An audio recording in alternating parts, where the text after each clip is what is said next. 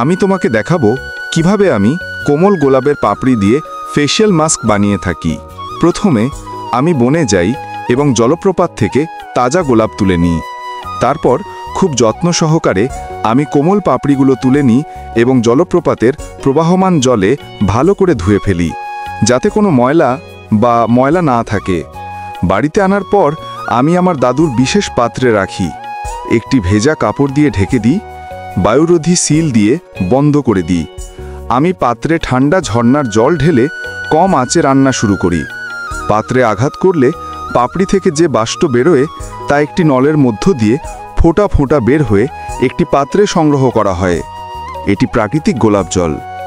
Facial mask তৈরি করতে আমি কোকনগুলো নিই এবং গরম জলে ভালো করে ফুটিয়ে নিই। তারপর আমি ঠান্ডা জলে ধুয়ে ফেলি, যাতে কোনো ময়লা এবং পোকামাকড় দূর হয়। তারপর আমি একটির ওপরে আরেকটি গোলাকার বাঁশের ছাঁচে স্তূপ করি। তারপর ছাঁচ থেকে বের করে ধুয়ে ফেলার পর আমি সেগুলোকে ছায়ায় শুকাতে রাখি, যাতে সেগুলো শক্ত না হয়ে ধীরে ধীরে শুকিয়ে যায়। এখন 2 দিন পর আমি এগুলো এনে মুখের নকশা অনুযায়ী কাটব। এই কাজের জন্য অনেক পরিশ্রম করতে হবে।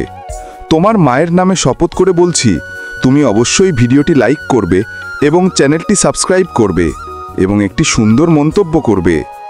এখানে আমাদের 100% প্রাকৃতিক ফেশিয়াল মাস্ক প্রস্তুত, যা কেবল মুখ পরিষ্কার করে না, বরং মুখে প্রাকৃতিক পুষ্টি এবং উজ্জ্বলতাও যোগাবে। তুমি আমাকে এবং আমার ফেশিয়াল মাস্ককে 10-এর মধ্যে কত নম্বর দেবে? কে কে এই ফেশিয়াল মাস্কটি চান কমেন্টে জানাও। আমি এই ফেশিয়াল মাস্কটি যে কোনো 5 জনকে পাঠাবো। দয়া করে চ্যানেলটি সাবস্ক্রাইব করুন, লাইক কমেন্ট শেয়ার করে উপকার করুন।